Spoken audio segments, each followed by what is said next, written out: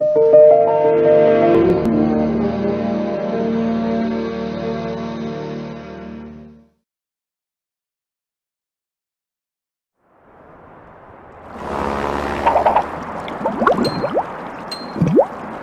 it's story time on Noggin. Grover and Barkley. Read by me, Grover, from Sesame Street. My name is Grover. And this is my pal Barkley. I am here to tell you about my favorite kind of memory. Yesterday my friend Elmo told me he got his goldfish Dorothy from a fancy pet store.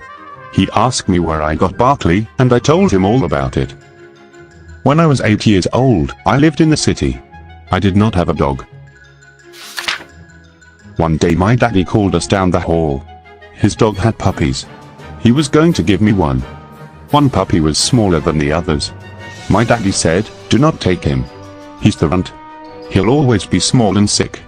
But that little puppy really needed me. I called him Barkley. He was so tiny that I had to feed him with a glass of water. We got the smallest collar we could find for him. It was too big. When he began to eat his dog food, we had to watch him all the time.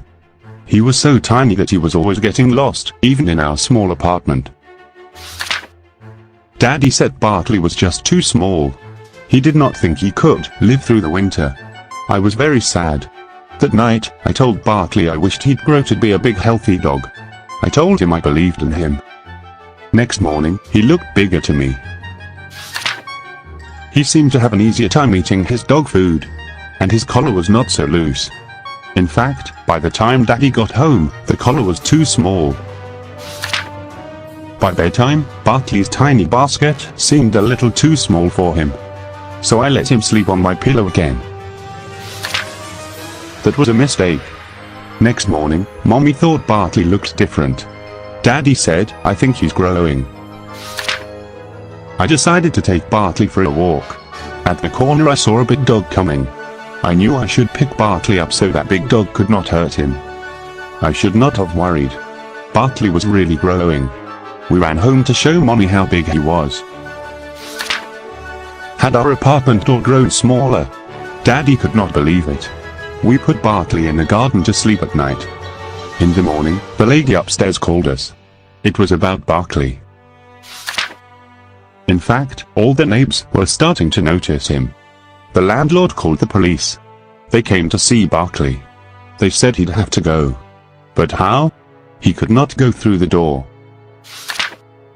There was just one way to get him out of our garden. They sent him to live with my uncle, who lived in the country. Barkley and I were crying. We missed each other a whole lot. One day we got a surprise. My uncle wanted Daddy to come work with him in the country. We moved right away. Barkley was waiting for me. I said, "Barkley stopped growing. You're just right." And that is how I got Barkley, I told Elmo. "Tell me again how you got Dorothy." Elmo forgot about it anyway. The end.